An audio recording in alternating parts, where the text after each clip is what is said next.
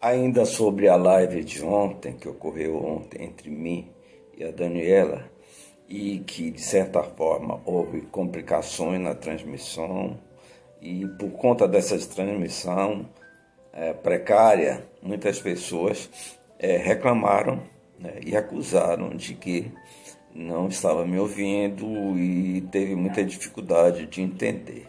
Por essa questão, eu hoje estou fazendo um condensado do que a gente começou ontem, eu e a Dani, hoje sem a presença dela, mas eu vou procurar compactar as respostas de maneira sucinta e que não deixem vocês com sentimento de frustração, né? Então, vamos seguir a pauta. A primeira pergunta que ela me fez foi de que se trata a TPB. Bem, mas para eu falar disso especificamente, eu preciso falar antes do que é personalidade. Personalidade é um padrão que a gente se apresenta para o outro em cima daquilo que a gente sente, daquilo que a gente pensa e daquilo que a gente demonstra como comportamento. Ou seja, pensamentos, sentimentos e comportamento. Essa tríade, como nos apresentamos nas relações com o outro, é que define a nossa personalidade. E como é que ela se constitui? Ela se constitui a partir de duas vertentes. Uma herança genética, que é aquilo que herdamos dos nossos pais, dos nossos antepassados, né? E a outra vertente é o que adquirimos nessas relações. A primeira eu posso chamar de temperamento. E a segunda a gente pode chamar de caráter. Na verdade, são os traços que são incorporados por conta da nossa vivência, do nosso desenvolvimento, dentro de nossas crenças, dentro de uma religião, dentro de uma cultura, dentro de valores, dentro das relações ambientais, família, um meio social em que você vive, escola, trabalho. Isso tudo constitui a personalidade, calcada, como eu falei, em cima de uma herança genética e daquilo que a gente adquire, cumprindo as demandas da nossa existência, da vida. Bem, mas quando se fala em transtorno de personalidade borderline, a gente, a princípio, vai dizer que é o jeito daquela pessoa se comportar, agir, né? Sentir e pensar diante do outro e diante dessas demandas, que é um padrão que foge à grande maioria da população, porque ele traz alguns certos desconfortos, porque o que acompanha o transtorno de personalidade borderline são características dessa pessoa que, entre aspas, está em sofrimento, porque ela às vezes não sabe lidar com as questões do dia a dia. Então existe uma flutuação muito grande de humor, né? Existe uma impulsividade algumas vezes, existe uma reação agressiva e existe muita dificuldade nas relações afetivas. Então, essas características, impulsividade, oscilação de humor, baixa autoestima e relacionamentos conflituosos, caracteriza e determina o padrão dessa pessoa que é considerada com transtorno de personalidade borderline. Etiologia. Antes de eu falar a origem específica do desenvolvimento e o aparecimento do transtorno de borderline, então é importante que eu fale de algumas considerações que eu venho tendo depois que eu li alguns artigos, depois que eu li um material sobre neurociência. O fato é que eu fico sem entender e fico confuso se a origem da patologia vem em decorrência de você ter nascido com o seu cérebro, né, com algumas características que levam a isso, ou o seu cérebro se modificou em função do ambiente em que você vive, e aí na hora que esse conjunto se estabelece, a doença surge, ou o contrário, né? Essas deformações do cérebro que desencadeiam a patologia. Então, assim, eu estou falando de duas coisas. Assim, eu estou falando de a nossa forma de comportar, de agir, sentir, sofrer e nos alegrar, cria situações da forma do cérebro que compromete a nossa relação com o outro e que define a nossa personalidade. Ou o contrário, já nascemos com essas alterações no cérebro e essas alterações, em algum momento, vão permitir o surgimento, o aparecimento dessa patologia. Por que eu estou falando isso? Primeiro porque nós vivemos num ambiente assim, muito agressivo a nível de tensões, de pressões, de estresse. E o estresse, diante das demandas da vida, faz com que uma glândula, que é chamada suprarrenal, que fica acima do rim, produza cortisol. Esse cortisol entra na corrente sanguínea e vai até o cérebro e traz alguns danos ao cérebro. E esses danos no cérebro são vistos nas imagens do cérebro, né? Então, uma das regiões do cérebro que a gente chama de amígdala, ela tem o tamanho pequeno, menor do que a grande população. E isso define, inclusive, a impulsividade do borderline, do border, porque essa amígdala atrofiada faz com que o limite de tolerância é muito pequeno. E daí as questões voltadas para a impulsividade, para a agressividade, para a oscilação de humor, para a irritação, etc. Então, eu, antes de entrar na questão da origem, eu precisei falar disso, que é uma consideração minha, mas em cima de visões, de estudos e de leituras que eu tenho feito. Em cima, inclusive, da neurociência, abordagem da neurociência. Mas assim, como é que se dá a possibilidade de alguém desenvolver esse transtorno de personalidade? Bem, são vários fatores. Muitos desses fatores ocorrem na própria infância. Então, sentimento de rejeição por conta de separação de pais, por conta de um sofrimento de bullying na escola, por conta de alguma negligência. Então, esse sentimento de rejeição é um dos carros-chefes para a patologia se instalar. E, normalmente, isso ocorre na infância. A outra coisa que a gente vê muito associado às pessoas que têm esse transtorno é o abuso, ainda quando criança, o abuso psicológico, o abuso físico, até o abuso sexual, né? Então, esses abusos efetivamente são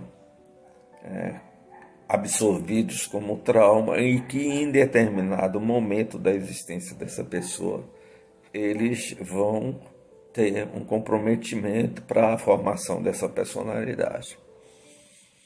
E aí a pergunta que vem: em que momento se dá digamos assim, a exposição dessa personalidade?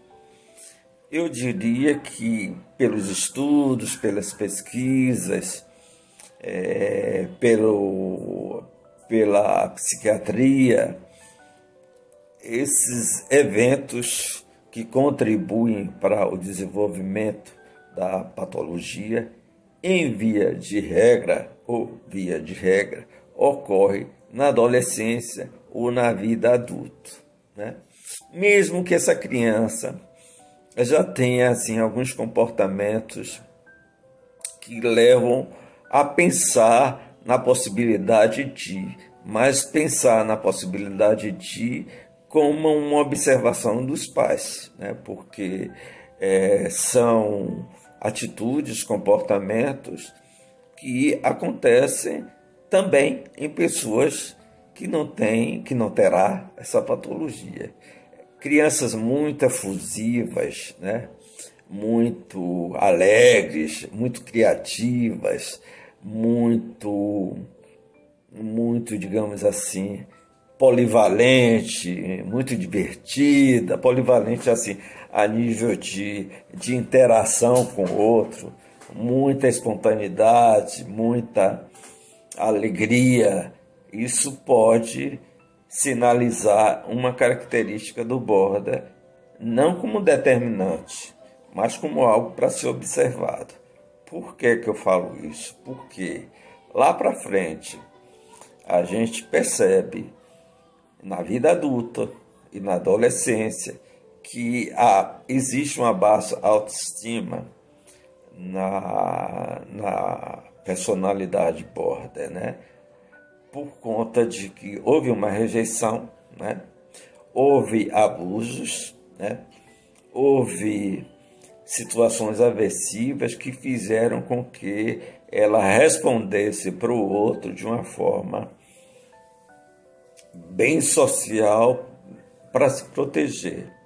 Isso a gente fica evidente mais lá na frente, quando elas se sentem ameaçadas na possibilidade de alguém abandoná-la. Então, esse sentimento de abandono é desesperador. E aí o border ele se veste da roupa do outro para tê-lo próximo, para ele não vazar, ele não desaparecer da sua existência. E aí, quando eu digo se veste da roupa do outro, que eles são capazes até de criar um tipo de comportamento semelhante àquele outro, de maneira que ele tenha o outro para si, né? Então, assim, são pessoas que podem namorar com um surfista e passar a ser um surfista, né? Então, assim, a dependência emocional do outro é muito grande por conta desse viés da origem, da etiologia que é carregado nele, que é a rejeição. Então, assim, ficar muito atento a isso, observando as crianças em desenvolvimento, principalmente na adolescência. E uma das coisas que nas minhas leituras eu observei, que o desencadeamento ou aparecimento é muito visto na adolescência, no primeiro relacionamento, que algo não deu errado, ou que algo deu errado. Então, para esse paciente, para essa pessoa que tem um transtorno, é desesperador. E aí é que aflora a impulsividade, a oscilação de humor, porque eles ficam possessos. E aí existem os contrapontos. Quer dizer, é um amor muito intenso que vai para um ódio muito grande.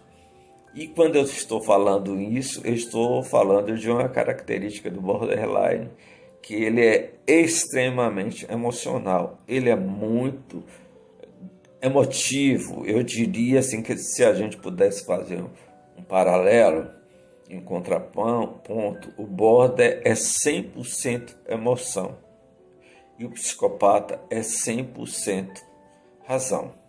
Então, assim, se ele é 100% emoção, sentimento, ele vai amar com intensidade muito grande e ele vai odiar com intensidade muito grande, porque ele sofre oscilações de humor.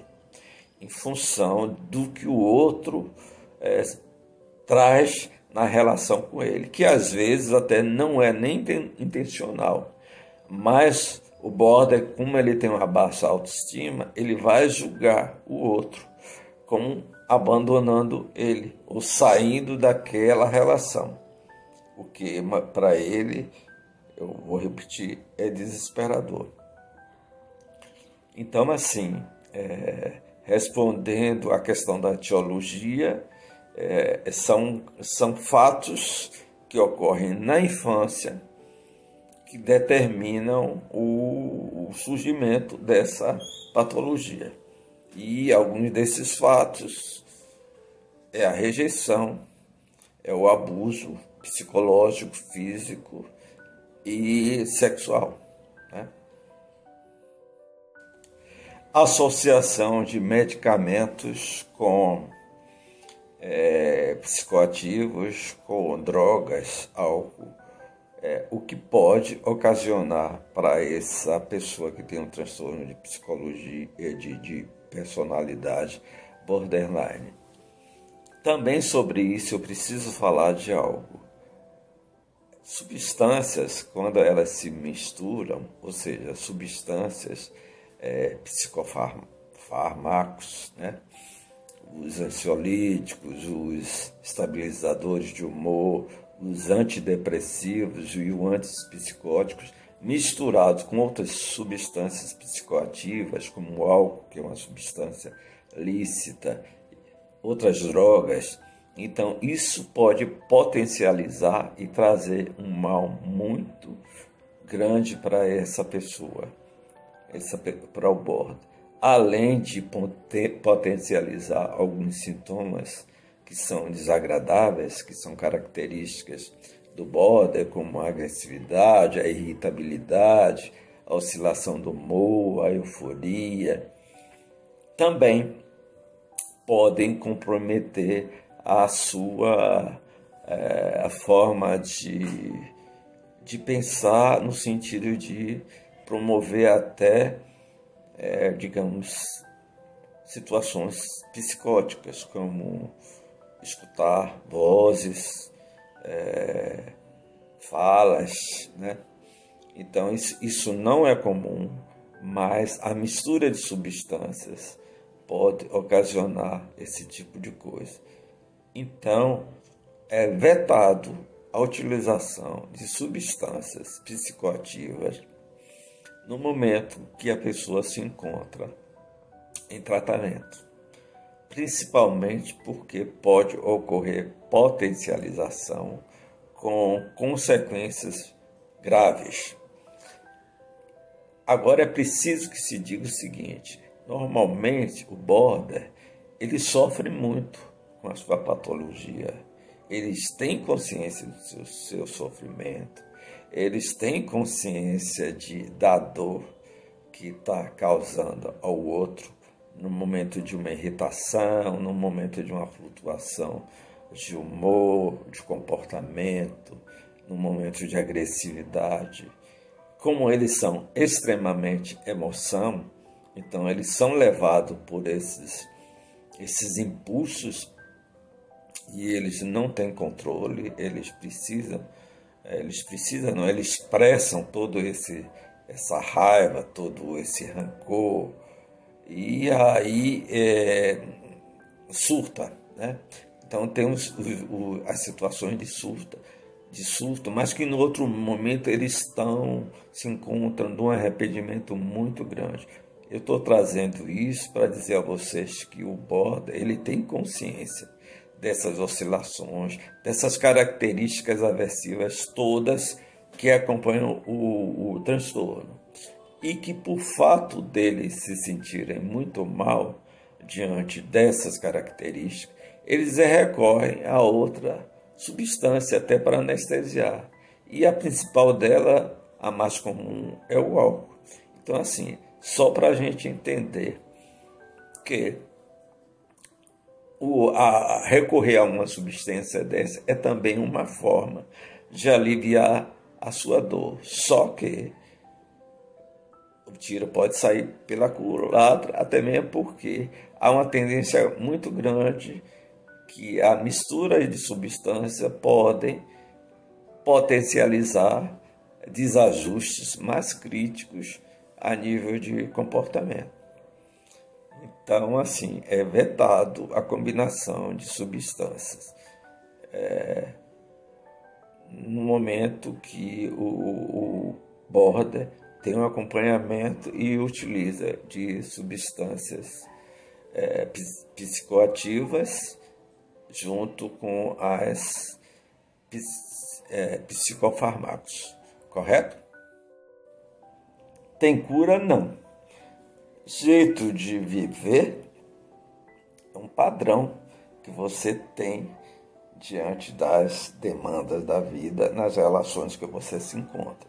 O que existe, sim, é um controle, né? Então, esse controle, efetivamente, para as coisas que não são agradáveis, dentro da ação, do comportamento, o jeito de se relacionar com o outro, essas coisas que são agradáveis podem serem controladas, equilibradas, né?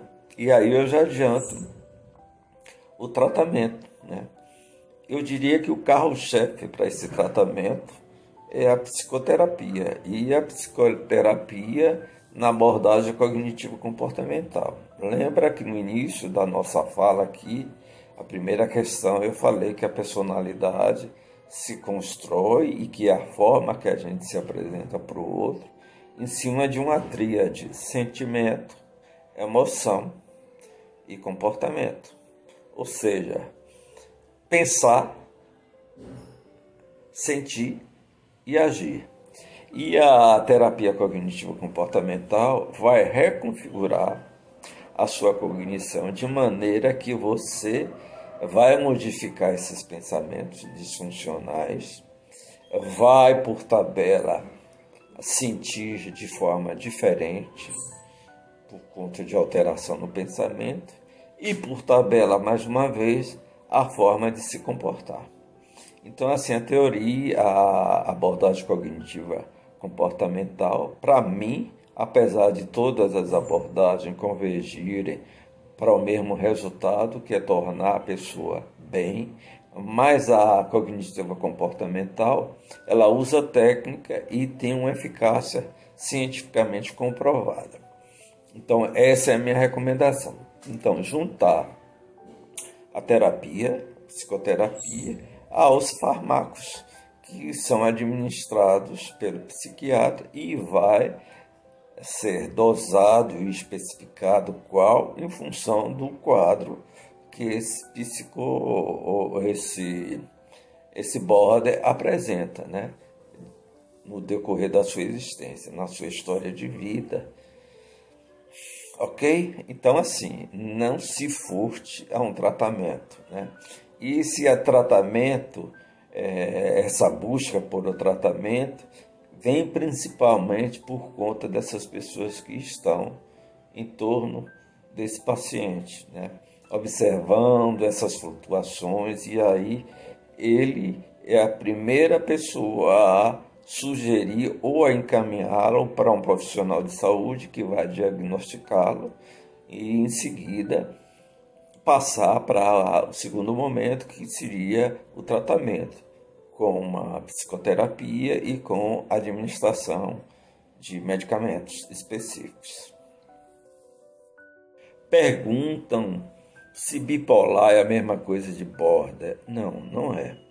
Apesar das duas patologias terem semelhanças, né, na forma das pessoas reagirem, se comportarem, como flutuações de humor, como euforia, como depressão, como irritabilidade, como conflitos nos relacionamentos.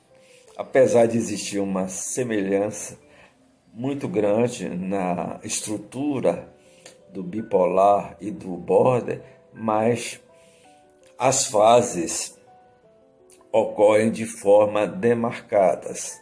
Enquanto que o bipolar pode levar meses daquela forma, né, ou depressão, ou com irritabilidade, né? Então, o border marca períodos e que podem levar até meses.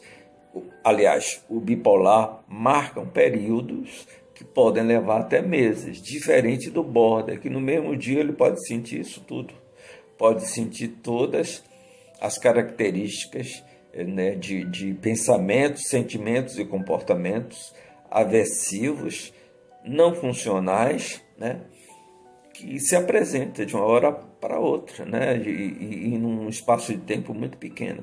Essa é a marcação entre bipolar e border. É o tempo que as coisas ocorrem. Enquanto no border pode acontecer tudo no mesmo dia, no bipolar ele é constituído por fases, por períodos. Períodos sentindo aquelas mesmas coisas.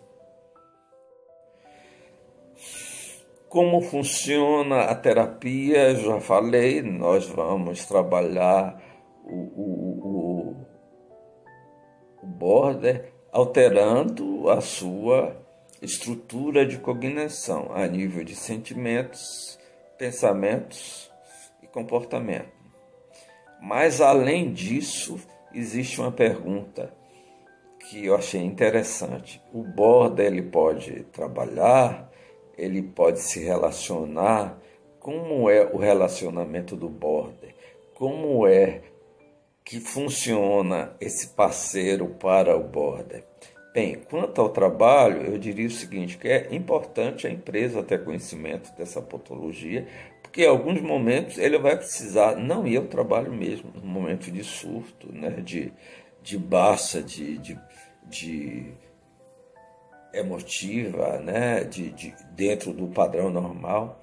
Então, nesse momento, ele tem que estar recluso, ele tem que tomar medicamentos para estabilizar, né? Então, faz parte da vida do border, em alguns momentos, ele não se encontrar bem. E nesse momento que ele não se encontrar bem, é importante que a empresa entenda isso e que libere ele para resolver a sua questão. Então, a empresa, sabendo disso, vai compreender esses momentos e vai saber que não é algo inventado, que é algo que vai passar em algum momento por essa pessoa.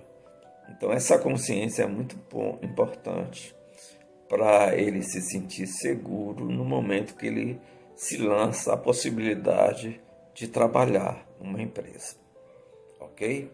Quanto aos relacionamentos, a gente sabe que os relacionamentos são conflituosos, principalmente por conta da baixa autoestima, por conta deles se sentirem ameaçados, de serem abandonados, da questão da rejeição, da questão de não se sentir em alguns momentos queridos, né, da forma como eles querem, né, com uma pessoa muito, muito próxima dele e suprindo ele de todas as formas para ele se sentir seguro e seguir a vida. Então, essa pessoa que vai se envolver com o border, ele tem que ter duas coisas: amor e empatia.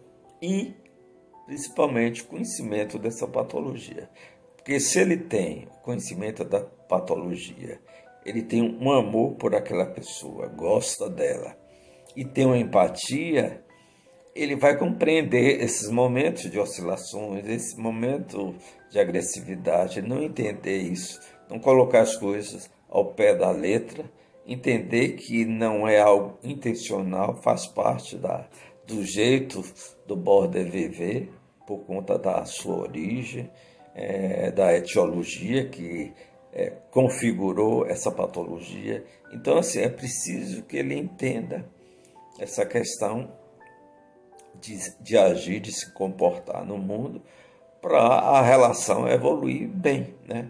Porque fora essa situação, o border é uma pessoa extremamente normal, né? Agradável, no sentido de que são pessoas amáveis, são pessoas que desprendem uma energia muito grande em relação ao outro, eles fazem tudo pelo outro.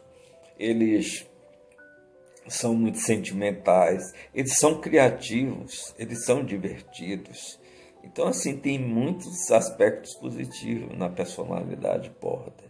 Então, os aspectos negativos, e é esses aspectos negativos que caracteriza a doença e que leva ao diagnóstico da doença, esses aspectos em algum momento vai acontecer e a pessoa que está junto a ele, ao border, tem que entender e tem que, de certa forma, driblar essa situação no sentido de aceitação e até, em alguns momentos, ir no embate positivamente para levantar essa pessoa que está com a baixa autoestima, com um nível de irritação, de impulsividade muito grande.